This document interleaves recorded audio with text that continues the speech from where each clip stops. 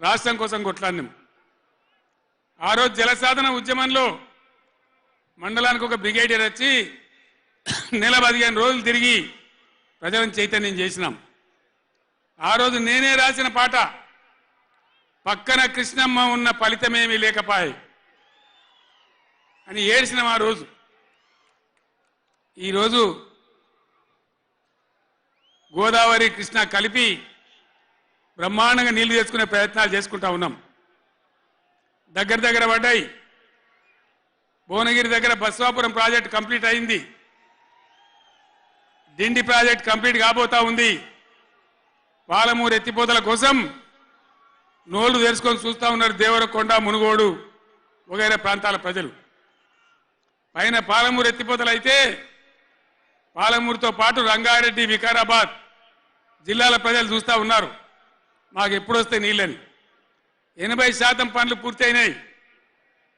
ఎవ్వరు సహకరించకున్నా ఇదే కాంగ్రెస్ మరియు ఇతర పార్టీల నాయకులు వందల కొద్ది కేసులు వేసినా ఈ 10 ఏళ్ళు పంటి బిగున్న ఒంటి బిగున్న కొట్లాడుతూ అటు కేంద్రంతో కొట్లాడుతూ ముందుకు తీసుకొని పోయినాం.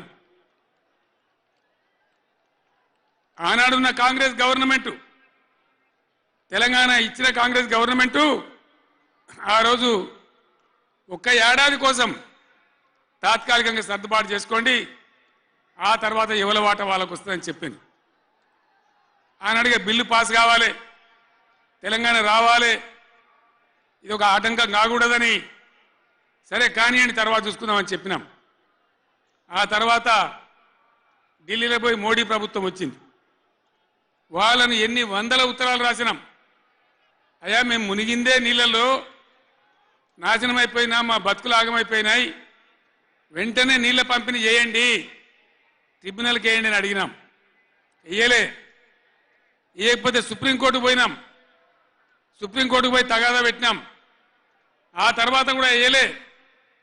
తర్వాత ఒక రోజు మళ్ళీ మీటింగ్ జరిగితే నేను గట్టిగా నిలదీస్తే మీరు కేసు బంద్ చేయండి, మేము ట్రిబ్యునల్కి ఇస్తామని చెప్పినారు. సరే మంచి మాట ఇచ్చేటోళ్ళు వాళ్ళు కాబట్టి, కేంద్ర ప్రభుత్వం కాబట్టి కేసు విత్డ్రా చేసుకున్నాం. ఆ తదనంతరం వేయలే ట్రిబ్యునల్ తొందరగా. 100 ఉత్తరాలు రాసిన నేను. ఇగో నా పక్కనే కూర్చున్నారు కేశవరావు గారు, నామా నాగేశ్వరరావు గారు, స్టేజ్ మీద మన పార్లమెంట్ మెంబర్లు అందరు ఉన్నారు, మన ఎంపీలు అందరు ఉన్నారు. లోక్సభను స్తంభింపజేసినాం. మా ఎంపీ రంజిత్ రెడ్డి, ప్రభాకర్ రెడ్డి కూడా అప్పుడు ఎంపీగా ఉండే. నేను చెప్పిన మీరు ఏమైనా మంచిదే కొట్టాడునని చెప్తే ఒక వారం రోజులు లోక్సభ జరగనీయలే. అట్లా కొట్లాడినాం. ఆ ఒత్తిడికి తల ఒగ్గి మొన్న ఎలక్షన్లకు 4-5 నెలల ముందు ట్రిబ్యునల్కి వేసినారు. ఇప్పుడు జరగవలసింది ఏంది? ఏ గవర్నమెంట్ ఉన్నా, మా గవర్నమెంటే ఉండినా గవర్నమెంట్ ఏం చేయాలి? ట్రిబ్యునల్ ముందర పోయి గట్టిగా వాదించి చరిత్ర మొత్తం చెప్పి, మన అవసరాలు చెప్పి, మన కరువు చెప్పి, మన బాధలు చెప్పి, ఇగో మా వాటా ఇంత రావాలి అని కొట్లాడాలి. అది మొగోడు చేయాల్సిన పని, ప్రజల మీద ప్రేమ ఉన్నోడు చేయాల్సిన పని. మీకేం కోపం వచ్చిందో, ఏం భ్రమల పడ్డారో, పాలిచ్చే బర్రెను ఆయన అమ్మేసి దున్నపోతుని తెచ్చుకున్నారు. ఇక తర్వాత ఏం నడుతుందో 3వ నెల మీరు కళ్ళారా చూస్తున్నారు.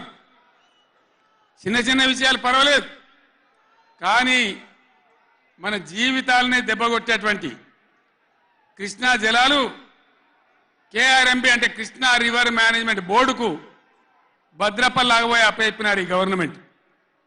ఇదే జిల్లాలో ఉన్న మంత్రి ఉత్తమ్ కుమార్ రెడ్డి మొన్న మాట్లాడిన అసెంబ్లీలో మీరు కూడా విన్నారు.